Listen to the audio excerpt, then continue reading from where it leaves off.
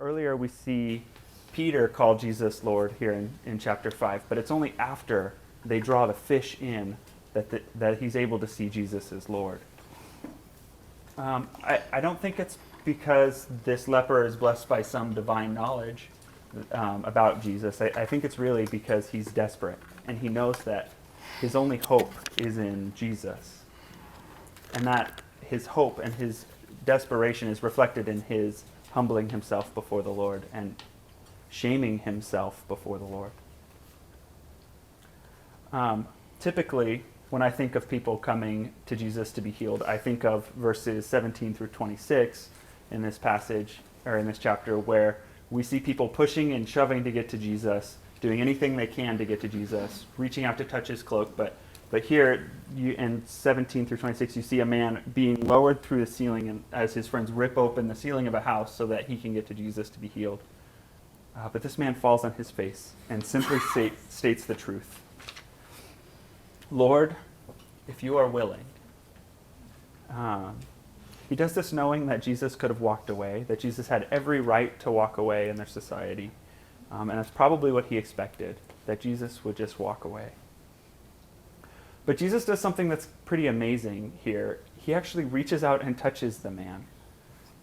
Where I had fear of a man with leprosy would have run away, Jesus reaches out and touches him. Jesus knew the law about the clean and the unclean, and how in touching the man, he himself would have been unable to participate in the temple. But he still touched him. And I think touch is something that we tend to take for granted. We touch people every single day. With our friends and our families, we hug them. What would it have been like not to touch someone for years? If this leper was full of leprosy, it would have taken a while for his body to become that way. So I imagine that he wouldn't have touched anyone in a long time. It kind of reminds me of some of the people who were unable to hold their children as they died of Ebola in Western Africa this past year. What would that have been like? Sometimes I think about this leper and I see the loss of touch he has there, and I sense it almost as if the way that we are separated from God by our sin. How we lose the connection to God because of our sin. And Jesus' response to the leper is equally puzzling. He says, I am willing. I think that's a pretty amazing thing. It's not as though Jesus needed to say anything. I think his word alone could have healed the man. In fact, his mere will could have healed this man of his leprosy. And wouldn't that have been cleaner and easier, more convenient? Jesus didn't have to get up or do anything. He could have just healed him. But that's not what Jesus does. He comes and he is willing and he touches the man. But then he does something that we don't necessarily expect. If it were me and I just healed someone, I would say, go tell everyone about how awesome I am. But Jesus tells him to go to the priests. Not running through the streets, which if I was the leper, I would have gone running through the streets, and I would have been posting selfies on Instagram of how my skin had been healed and how everyone could come and see me again. And that's a good thing, right? But Jesus tells him to go to the priests. And not only to go to the priests, but to give an offering as Moses had commanded. I always thought that was kind of a weird way of doing things. The screaming, texting idea and all of that, and that seems like a much more efficient way of getting the point across that I have been healed. But that is really until I had a realization of what the sacrifice is before the priests. It's a welcome back and a restoration into the community. It's a removal of shame and the right to participate in the temple. This isn't just Jesus trying to keep him from telling about him. This is Jesus wanting more. He wants him to participate with the Father. He wants a renewed relationship together in the body of believers. Verse 15 is one of those verses that I think I struggle with at times. It talks about how, nevertheless, the report went out about Jesus more and more. And I always kind of blame this on the leper having a big mouth and not listening to Jesus. And I think that that's part of it. But there's more going on here. See, when you send a leper to the priests to be cleansed, ritually cleansed, I'm sure the priest would have said, "How is it that you were made clean?" And I don't think Jesus didn't want him to tell them. Especially because in verse 14, Jesus says, "Go to the priests as a testimony to them." The cleansing of the lepers, in a way, is a sign of the coming of the Messiah. And so Jesus sending this man to the priests to be cleansed and from his healed leprosy is, in a way, Jesus' testimony to the priests that he is the Messiah. And so it's not surprising then that people came to Jesus to be healed. And Jesus approaches this recognition in a way that we don't necessarily always expect. It says that Jesus often withdrew into the wilderness to pray. I secretly have thought that this is just Jesus being selfish, that he just wants people to get away and to just keep them off of his back for a few minutes. And maybe that's part of it. But I find more and more that I need to remind myself that there's usually more going on than you might expect on the surface. See, we are called to Christ, or we are called through Christ to a relationship with the Father through the power of the Holy Spirit.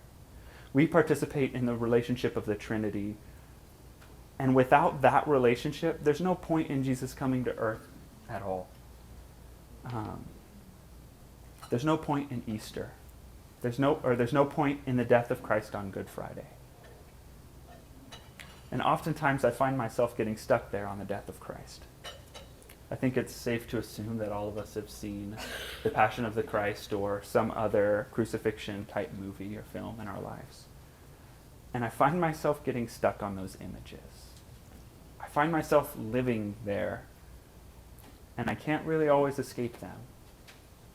But in my being stuck there, I find that I am often guilty of missing the resurrection, of missing the joy that comes on Easter. Because you see, during Easter, or during Good Friday and Easter, much like the leper, Jesus takes on something that was dirty from the start. He takes on our sin.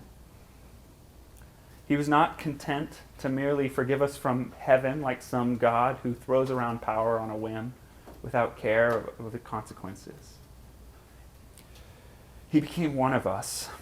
He took on our humanity.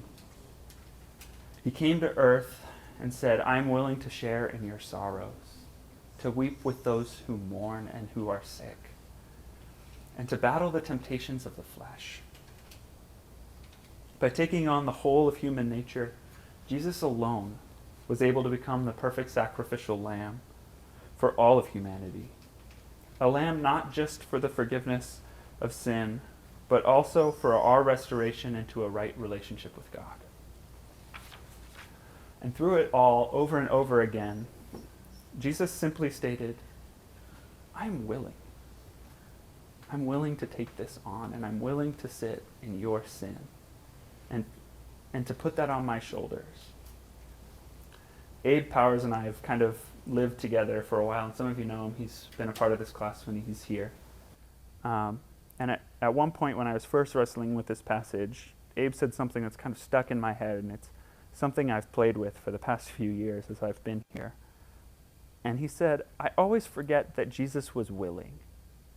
See, I think it's something that we understand cognitively, but sometimes it's easy to forget and forget it completely. Like we understand it in our heads, but do we really understand that in the core of who we are? It's something that I've struggled with. Because you see, I'm the leper. I'm still the leper. I was and I still am. I know that the core of who I am is wretched and evil and repulsive, and that what I touch becomes tainted by my sin. But my only hope is in Jesus. And he willingly takes my sin on his shoulders. He touches me, and takes away my sin so that I can participate with the Father. And the amazing part of this story is that Jesus is not defiled by my sin and somehow made unclean, but instead he's been glorified beyond any other and now sits on the right hand of God the Father. Praise be to God. And what's more than that is that God has called me to participate with him in his work of restoration. For some of you who know me, I'm here at seminary. And really, I'm kind of actually going to transition here into a little bit of testimony about myself. From a very young age, I have felt a call to ministry. My mom tells stories about how at age 5, I wanted to be a missionary.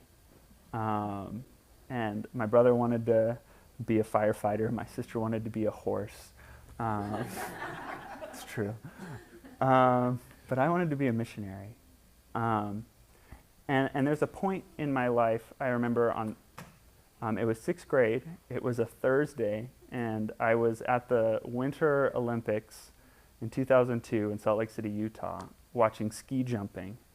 And I remember sitting at the bottom of the mountain, standing next to a large group of people from Poland. And they were so excited about their country and about Bjorg Salami. They called him the Flying Sausage, which was wonderful for me in 6th grade, the humor in that, as silly as it sounds. But I remember his name, and I remember speaking to these people and just having a grasp for how big it was that the church was and where the church had been. And I came back from that report, and I remember missing 3 weeks of school, which I thought was awesome, but then having to write this big report because I'd missed 3 weeks of school. And I remember reading about how the Soviet Union had enforced atheism upon the people in its satellite countries. And I remember being shocked and appalled. And I remember thinking, no one should have this message of a God who loves them and who died for their sins taken away from them. And that really became the genesis for my call to ministry. It's where it became centralized and formulated. And as time went on, I graduated from high school and I was able to go to Point Loma. In my junior year of Point Loma, I was able to take a short-term missions trip to Ukraine. And this trip was just a wonderful time of God confirming this call in my life to Eastern Europe. And we spent 10 days in Mariupol on the coast there, and the coast of the Azov Sea, at this camp with a bunch of kids from all over Ukraine, but most of them were from Mariupol. For those of you who don't know, Mariupol is currently 5 miles away from where the rebel advance is going on in Russia. And so when I hear these stories, I see the church, the Nazarene church there in Mariupol, and I remember those children. And I remember that God loves them and that God has not forgotten them, even though I fear that we have or he has. God has not forgotten them. And so after we spent the time there in Mariupol, we actually took a train all the way across the country of Ukraine, which I don't know if anyone has ever been on a train in Eastern Europe, but the best way to describe them is a sweaty death box. So you've got these trains with no air conditioning, and the windows don't roll up or roll down because people are afraid that they'll get pneumonia in the summer if the windows are rolled down. True story. And so you've got, it's 105 and humid, and you're sitting on vinyl seats and 14 hours across the country, and it's a beautiful country and completely covered in sunflowers, the whole country. Just beautiful. And I just remember sitting there talking to Volva, who is currently the district superintendent of Ukraine. He wasn't at the time, but he's one of the first translators in Ukraine. And talking to him, the man who came to get our tickets asked us why a group of Americans would be going to Vatnyarka, Ukraine, which is on the border of Moldova, and really all that's there is a trash dump. He was shocked that we would be going. And we just said, hey, we're going to visit the church. And he walked away not understanding why we would go there. And I came back to this passage because Jesus came there for us. Because Jesus came to the bottom of who we are. And I remember sitting there and talking to pastors and continuing my conversation with Volva. And he told me that 35% of the pastors in Ukraine at the time were former drug and alcohol rehabilitation people who had gone through Nazarene drug and alcohol rehab centers. And I just remember sitting there and being amazed at the work that God was doing and God's faithfulness to bring people that we might not feel comfortable bringing into our churches here in America, that I might not have felt comfortable with, but bringing them not only into the church, but elevating them to leadership. And I was amazed at what Ukraine was doing. And to be honest, they were leading me more than I was there with them. And that was just a beautiful time for me. So I came back to the U.S. after that trip, just completely amped on being in Eastern Europe. And I'm thinking that I'm going to just graduate from college in a year and I'm going to just go back to Eastern Europe and that's just going to be what it is. But I became painfully aware that God was not calling me to Eastern Europe yet, but instead was telling me to wait. That he had things for me to do and things to learn. And so I graduated from Point Loma and I started applying to jobs. And the only job that I could get, it's the middle of the recession, so I applied to like 47 jobs, and the only job I could get was at SeaWorld. And I was like selling beverages out of a canoe at SeaWorld. And it's really not as awesome as it sounds. It's kind of the worst job.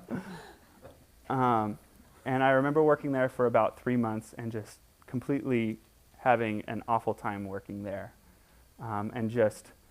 I'm applying to jobs throughout most of this time. And then I applied to another 47 jobs. And I got one call back, and it was a resident supervisor position at the YMCA. That's all that the job description said. And I said, I can do that. I was an RA at Point Loma. I can do that. So I went to the interview, and it turns out that the facility was a level 7 residential treatment facility for adolescents who had recently come out of mental hospitals for suicide attempts. When I got the job, they told me that the average staff person would only last 6 months because the emotional pressure was so great that most people couldn't handle it. And compared to working at SeaWorld in a canoe, this seemed like a dream to me. I would take anything other than a canoe at SeaWorld. And so I took this job thinking that even if I only make it 6 months, this is still a wonderful opportunity. And I took the job, and I remember about a month in, we had a speaker at my church at Mid-City Church of the Nazarene in San Diego. I love the church there. But the speaker was talking, she's a missionary in China, and she was talking about how she can't share the gospel with everyone that she meets in China, but she gets to be the visible representation of an invisible God. And I kind of took that to heart because I couldn't share the gospel with these youth who were in this deep, dark despair in their life. But I could be the visible representation of an invisible God. And I could pray with them, maybe not with them, but for them, on their behalf. And so I took that to heart. And I spent 2 years in that facility working there. And really, it was a time of God saying, I need you to see these people. I need you to love these people. I need you to be faithful, even here, where you have nothing left to give these people. Because by the time I left, I had nothing left to give. It had taken everything I had. Emotionally, I had nothing left. And so as I'm getting ready to transition and move here to Kansas City to come to seminary, I was thinking to myself, how am I ever going to make this work? How is this ever going to happen if I'm going to seminary and I'm already empty? How am I going to give anything to seminary and to my studies if I have nothing to give? And God was faithful. And he gave me the opportunity to return to Eastern Europe, this time as a leader for Point Loma, where I led 12 students. Myself and one other person led 12 students to Croatia, to Zagreb, Croatia, where we started work in a church that had not yet been planted, but that God was growing seeds in. And so we spent some time there remodeling the church. And I actually have a video real quick. I'm going to turn this on. Of that. Sorry. Let's hope this video works.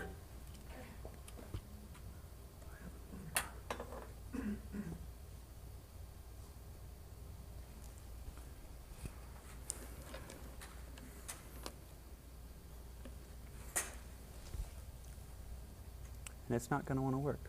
Oh, there it is.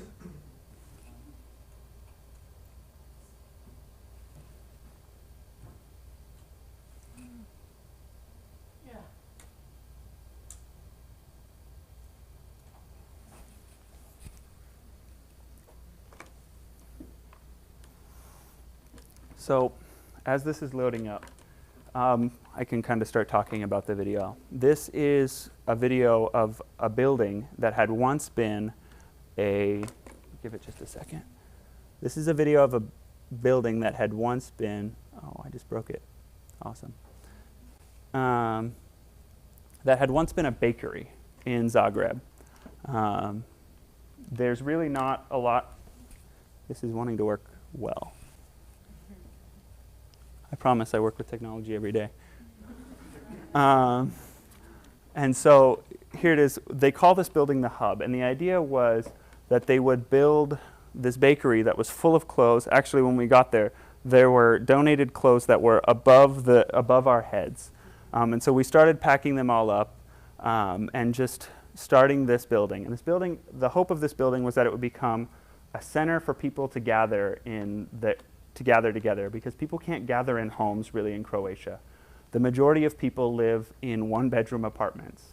And so this is my team, some of them, and just some of the work that we were doing. And so we're doing this work to clean up this bakery.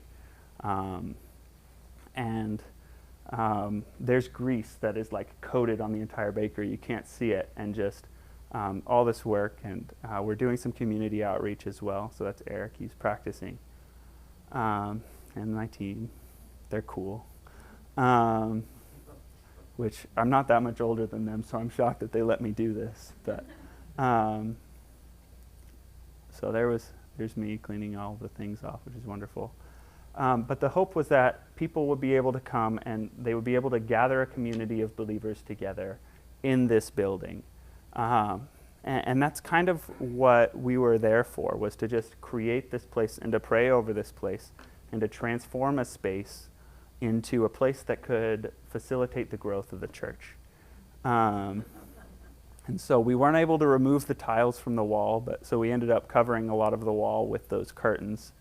And just seeing the transformation of this space and what God was doing in this space was great. And here we are starting to kind of consecrate the space for worship. And that's Dave and his daughter. Dave is the missionary there in Zagreb. And so the basement that is now the nursery for the church, for the people there. Spoiler alert, it becomes a church. And it really kind of began with with this kind of a space. Where people could come together and have a space to meet and have a Bible study or learn about different crafts and activities, which you'll start to see some of them there, or to just gather and have a cup of coffee and talk about things, because they don't have space to meet in their homes. So instead, the church created a space for the community to gather together. So there's some of the space, and when you think about clothes being piled above the line of the tile there, you can just imagine the amount of things that were going on. And so really it kind of just developed into ministries that we would see in our local church here, some women's ministries. They have had some issues kind of creating men's ministries, and so that's That's something that we could definitely be praying for Croatia in, is the development of ministries in the church for some of the young men, or for men in the church in general. And so, but there it is. And something that's really amazing is the Church of the Nazarene, for the first time ever, met here in this church on March 8th of this year. We had some missionaries who were in Zagreb in the mid to late 90s, kind of after the fall of the Soviet Union, but they never actually planted a church. And when the missionaries returned to the United States, all of the ministries there in Croatia kind of just fell apart and just dissolved into nothing. And so that was kind of the ministry as I had been there, and like as I was hoping to see it become. And it actually worked out great. I came to seminary, and again, God was just incredibly faithful in bringing me to seminary and providing in amazing ways for everything. And you and this class has been a huge part of that experience and of God being faithful. And so I really just want to thank you so much for that. But something that is really exciting that God is doing in my life is that God has actually called me back to Zagreb, Croatia. And in February of this year, I'll be going back to Zagreb. I will be living there for a year. I will be finishing my seminary education. I'll have one class when I get back at the end of a year to take, but I'll be continuing my seminary education while in Zagreb. And my hope is to go and to grow some of those men's ministries that they've been struggling to have. And so I'm going to use that space there as a place to hold Bible studies. And kind of my strategy, if you can call it that, is to just meet people who work in places like food service industries, where God used my time at SeaWorld in the canoe to show me that he cares about those people. And so my hope is that I can go and speak to those people and say, hey, come to the Bible study. You can work on your English. And the Bible study will be held in English because it's a big tourist thing. To speak English, it actually gives you a pay increase. So for them to have good English would be a wonderful thing. And so come to the Bible study and work on your English, and let's create a community together. And so that's really just kind of my hope and my prayer for my time there. I'm also going to be learning Croatian while I'm there. So the hope that the missionaries have for me is that they want me to be able to preach this sermon this message that I just shared with you guys in Croatian by the end of my time there. And so I'm actually wrapping up a little bit early, but I was wondering if you guys just kind of had any questions for me about that. Galen. Braden, first thing, thanks for sharing, because it's a blessing to me to hear that when our churches in the past used to always have these welcoming services for our young people to become missionaries and pastors, and it looks like that may have become a thing of the past. It's delightful to me to hear young men like women like you, with great talent, obviously being called by God. So blessed be his name. My questions are, Zagreb? Yes. Okay, Zagreb. What kind of a population are we talking about numerically? The entire population of Croatia is about 14 million people. Zagreb itself, metro, including the area around, would probably be about 2-3 million, somewhere in there. So it's a pretty big city. It's the capital of Croatia.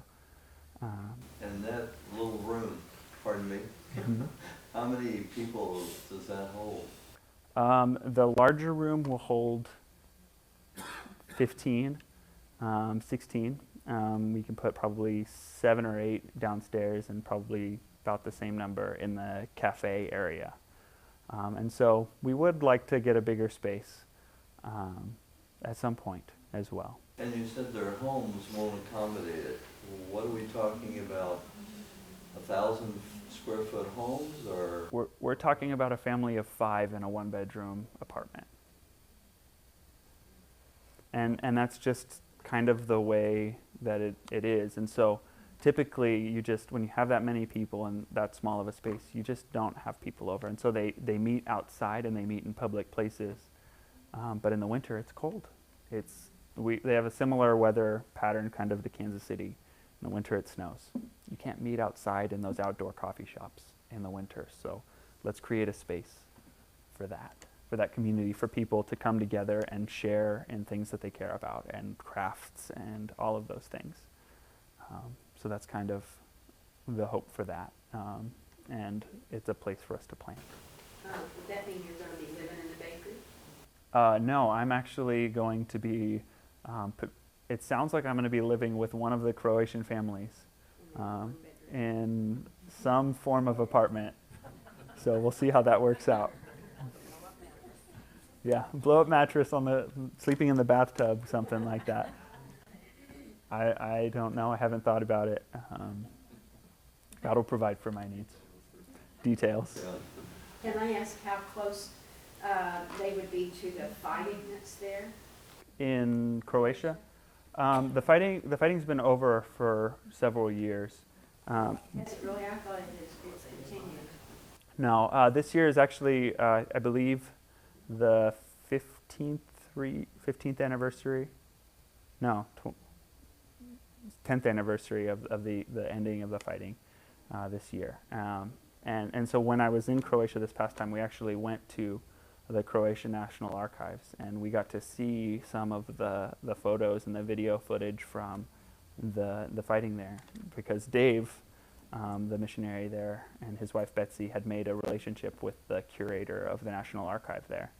And so they were able to kind of get us in and there, and that family is now beginning a transition into the church there. So it's just a really cool thing. So, but the fighting for the most part is over. We went to a village called Vukovar, where there are still bullet holes on the walls of the buildings from the breakup of Yugoslavia. But the church there, and kind of my hope that for being there long term, because I want to return after this year, my hope is that the church can be the force of reconciliation that the governments have not been able to be. That the church can restore relationships between neighbors, between Bosnia and Serbia and Croatia and Kosovo, and that the church can be that, because it's only by the power of God that people are going to be able to forgive each other for the crimes that were committed by everyone. So. What is the predominant religion there now? Croatia is predominantly Catholic. Roman Catholic. And so some of the other ones, Serbia is predominantly Eastern Orthodox, and Bosnia is kind of a mixture of them, and Kosovo is predominantly Muslim. So that's the former Yugoslavia that kind of broke up. But when you say Catholic, I think it's fair to say it's a marginal Catholicism. A lot of people have been so disconnected from their faith culturally. They weren't allowed to attend church for 80 years, or for 60 years after World War II. And so, or not regularly. So it's not necessarily a part of their lives. It's a cultural identity more than anything. Is there a Church of the Nazarene in other places of Croatia, or is that the only one? That's the only one. That's the only one. That's the only one. Will you keep us up on your year of activity? I absolutely will. Will you send emails and let us know? I certainly will. Since you're this hot technician, you could send us Some videos? movies. I think we can make some arrangement to that matter. Dorothy, did you have your hand up? How can we help you? So I'm actually in the middle of fundraising to go to Croatia. So I have to come up with all of the funds for myself. The total number that I need to raise by the end of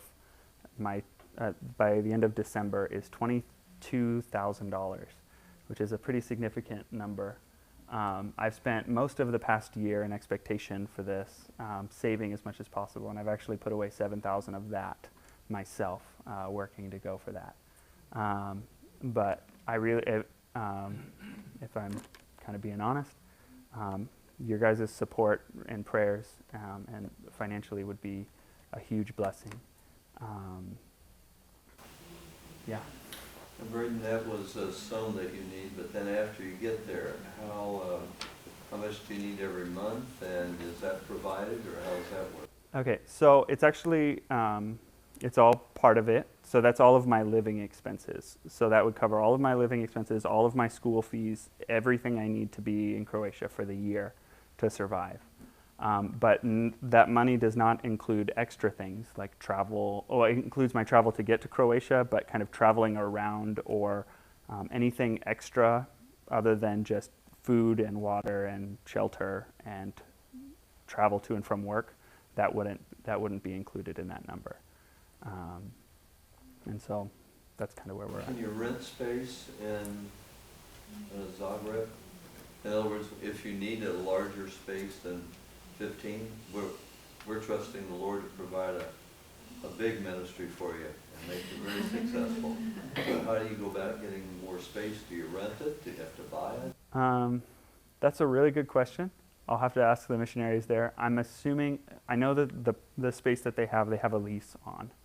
I think they have a 10-year lease on it. And so even if it stays a community center and then they have a church that they attach to it, their hope is that they can grow and have a separate church and kind of grow from that space. Is the bakery part of a strip center, or could you Yeah. occupy some spaces next door and grow? The bakery is kind of at the end of a row of apartment complexes. And so Separate building? it's connected to one of the apartment complex buildings, and there's a small grocery store next door. But that's really the only grocery store for the apartment complexes in the nearby area. So it's really not a lot of space immediately next door to grow. But there are some other buildings, hopefully, in the area that they're looking at. Carol.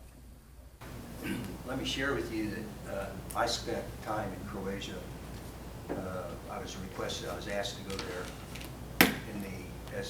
right after Yugoslavia was breaking up. And we went there to do psychosocial reconstruction, which had not been attempted with refugees before.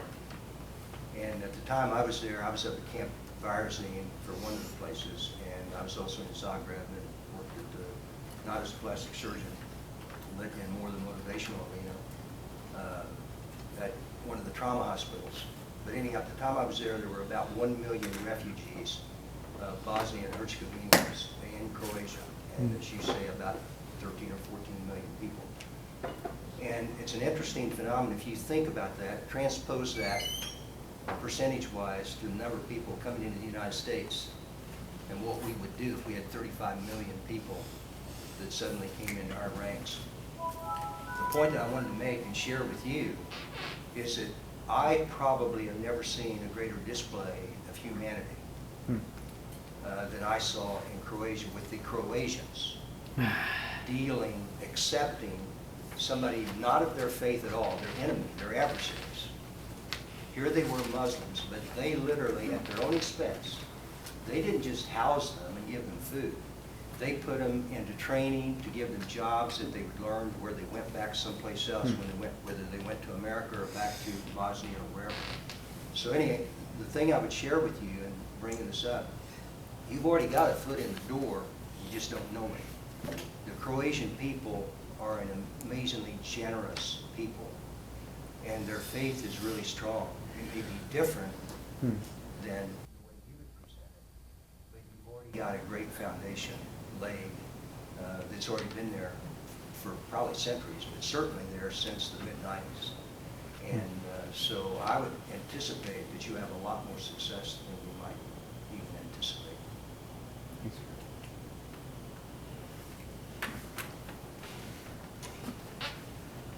Jerry? You always speak so warmly about the church you grew up in. And of course, you've been to Point Loma and known hundreds of kids mostly from churches. And I'm just wondering, what was there about your church that made you love it so much? I mean, sometimes we see young people can't wait to get old enough that they don't have to go to church, or they don't like the church.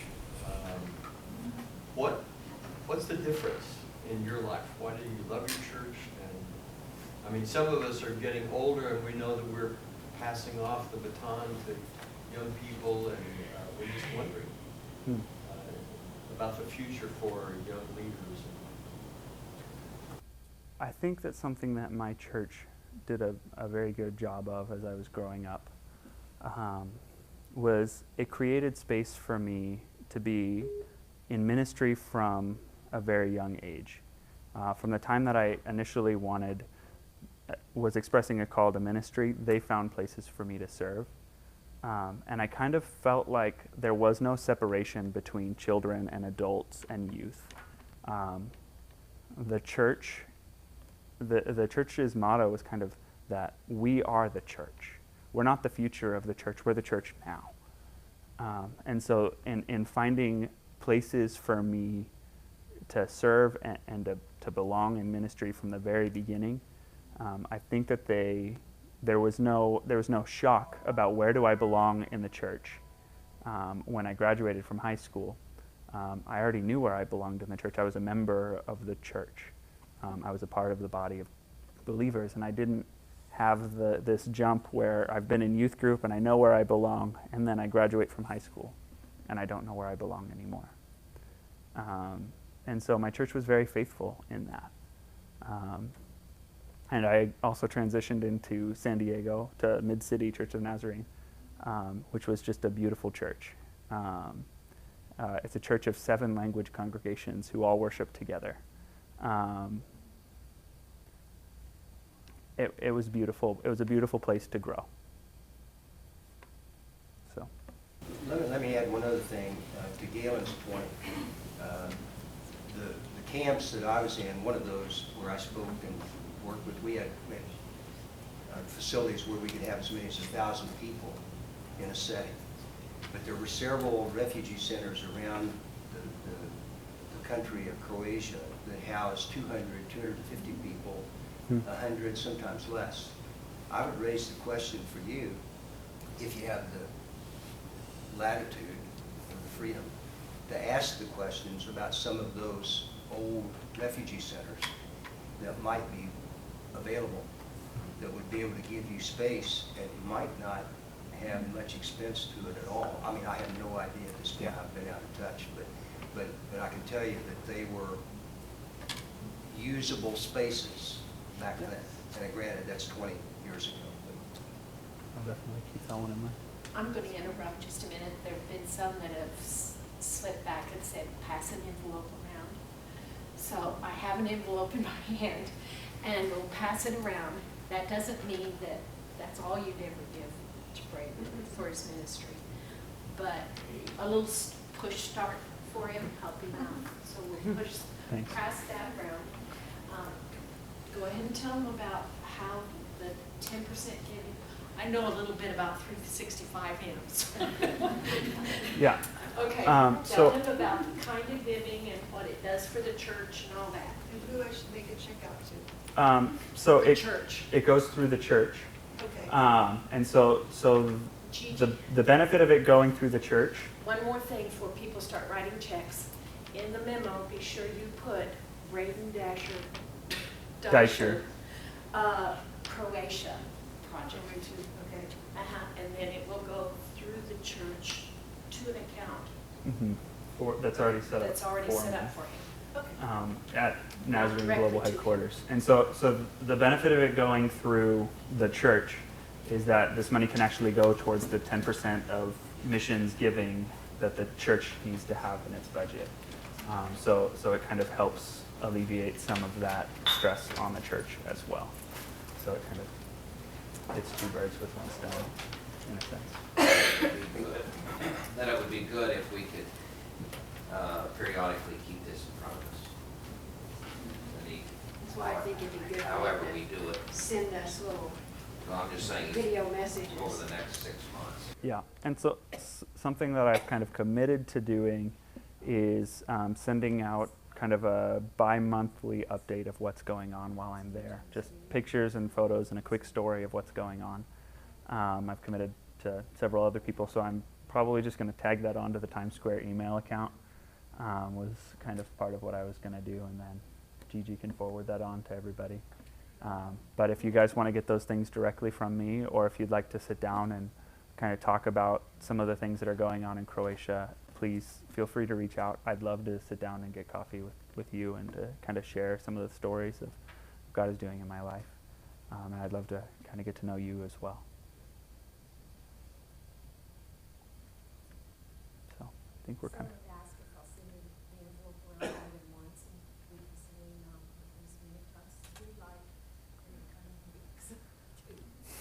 Thank you. You can do that as well, yes.